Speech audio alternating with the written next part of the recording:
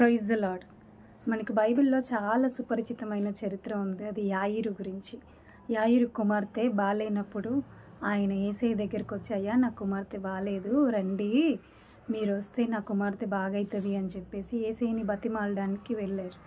వెళ్ళి యేసయ్యని తీసుకొస్తున్న మార్గమధ్యంలో కబురు వచ్చింది ఆయనకి. ఏంటి, నీ కుమార్తె చచ్చిపోయింది, ఇంకా బోధకుడిని శ్రమ పెట్టవద్దు, ఇంటికి వచ్చేసేయ్యా యాయిరు అని చెప్పి ఒక పనివాడు వచ్చి చెప్పాడు. చెప్పిన వెంటనే ఆయన యొక్క విశ్వాసం ఏం చేసిందంటే, నా బిడ్డ చచ్చిపోలేదు, నా బిడ్డ చచ్చిపోవడానికి వీల్లేదు, ఎందుకంటే నేను ఎవరిని తీసుకొని వస్తున్నాను, జీవమునిచ్చే ఆయన్ని తీసుకొని వస్తున్నాను. సో ఇది వన్ సైడ్ ఆఫ్ యాయిరు, మన యాయిరు గారి విశ్వాసం. ఇంకో సైడ్ నుంచి దేవుడు అక్కడికి వెళ్ళారు. వెళ్ళిన తర్వాత అందరూ ఏమంటున్నారు చెప్పనా, అమ్మాయి చచ్చిపోయింది. ఎక్కడోళ్ళక్కడ ఏడుస్తున్నారు, ఎక్కడోళ్ళక్కడ చేయాల్సిన కార్యక్రమాలు చేస్తున్నారు, భజంత్రులు డప్పులన్నీ వాయించేస్తున్నారు. ఒక రకమైన వాతావరణం అక్కడ క్రియేట్ అయిపోయింది. చావు యొక్క గృహము యొక్క పరిస్థితి అక్కడ క్రియేట్ అయిపోయింది. కానీ యేసయ్య వచ్చి ఏమన్నాడో తెలుసా, ఏడవద్దు, డోంట్ క్రై. ఆ పాప చచ్చిపోలేదు, పడుకుంది. ఆ చిన్నది నిద్రించుచున్నది అని అంటే యేసయ్యని చూసి నవ్వారంట. యేసయ్యని చూసి నవ్వారంట. ప్రజలందరికీ కనిపిస్తుంది ఏంటి, చచ్చిపోయిన కుమార్తె.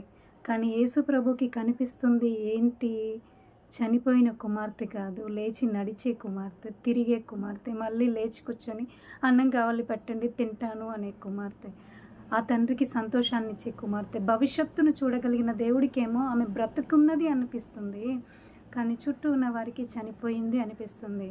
ప్రియ చెల్లమ్మ, ప్రియ తమ్ముడు, అన్నలు, అక్కలు, మీ పరిస్థితులు మీ చుట్టూ ఉన్న వాళ్ళకి, ఇంకా వీడి పని అయిపోయింది, ఇంకా దీని పని అయిపోయింది, ఇంకా దీని చావు తప్ప ఇంకా దిక్కు లేదు, వీళ్ళ పరిస్థితి ఇది, వాళ్ళ పరిస్థితి అది అని చెప్పేసి నిన్ను చులకనగా చూస్తున్నారా? నువ్వు అనుకుంటున్నావేమో, చావు తప్ప ఇంకో మార్గం నాకు లేదు, అయిపోయింది నా లైఫ్ ఇంతే, నా లైఫ్లో ఇంకా ఆన్సర్స్ లేవు, నాకు ఈ రోగం నుంచి విడుదల లేదు, నేను ఈ బాధల నుంచి బయటికి రాలేను, ఈ బురద గుంటలో నుంచి నన్ను బయటికి తీసుకొచ్చే వాళ్ళు లేరు, ఐఎమ్ డెడ్, నా పరిస్థితి నలుదిక్కుల చచ్చిపోయిన పరిస్థితిగా ఉంది అని చెప్పేసి ఈరోజు నువ్వు బాధపడుతూ ఏడుస్తూ కూర్చున్నావు కదా. ప్రజలందరికీ కనిపిస్తుంది ఏంటంటే నీ చచ్చిపోయిన పరిస్థితి.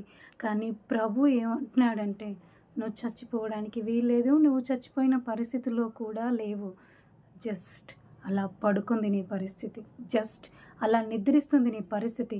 ఇదిగో నేను వస్తున్నా, తట్టి లేపడానికి నేను వస్తున్నా, ఒక్కసారి నా కళ్ళతో చూడమ్మా.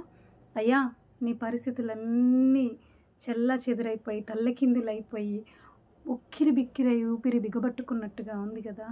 దేవుడు యేసు ప్రభు అంటున్న మాట, నా కళ్ళతో చూడు నీ పరిస్థితులని, నా కళ్ళతో చూడు. ప్రజలందరికీ నీ ఎండిపోయిన స్థితి, నీ మూడువారిన స్థితి, ప్రజలందరికీ నీ చచ్చిన స్థితి కనిపిస్తుందేమో, కానీ ఒక్కసారి నా కళ్ళతో చూడు, నేను వస్తున్నా.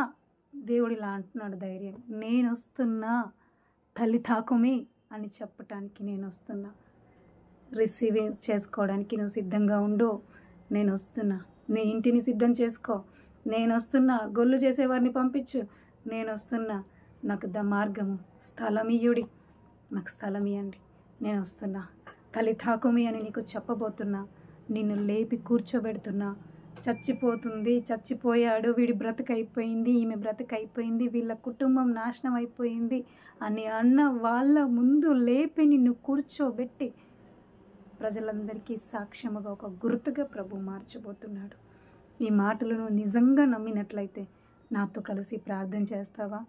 పరిశుద్ధుడైన తండ్రి, మా బ్రతుకులు నిజమే ఎండిపోయిన పరిస్థితుల్లో, చచ్చిపోయిన పరిస్థితుల్లో, ఇంకా తిరిగి లేవలేము అని హోప్ మొత్తం పోగొట్టుకున్న పరిస్థితుల్లో మేము ఉన్నాం తండ్రి. అయ్యా ఇదిగో ఈ వీడియో చూస్తున్న వాళ్ళలో ఎంతమంది ఆ పరిస్థితి గుండా వెళ్తున్నారో, ఎంత దుఃఖము వాళ్ళ గుండెల్లో ఆవరించి ఉందో నాకు తెలియదు, కానీ సమస్తాన్ని చూస్తున్నా మీకు తెలుసు కనుక ఒక్కొక్కరిని మీ గాయపడ్డ హస్తం చేత ముట్టమని వేడుకుంటున్నాను. అయ్యా ఈరోజు ఈ క్షణము ఈ వీడియో చూస్తుండగా వారికి చెప్పండి, తల్లి తాకుమే అని చెప్పండి ప్రభువా.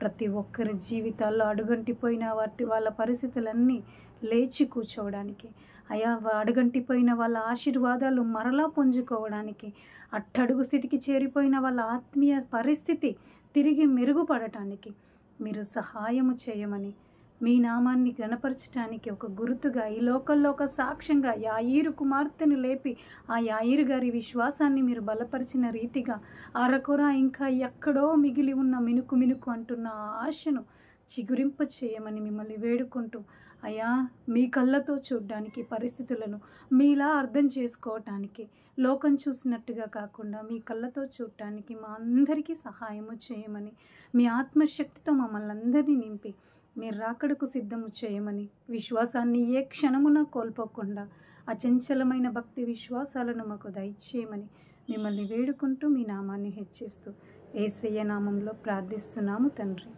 ఆమేన్. Praise the lord. దేవుడు మీ ప్రతి అవసరమును క్రీస్తు యొక్క మహిమ ఐశ్వర్యంలో తీర్చునుగాక. ఆమేన్. Praise the lord.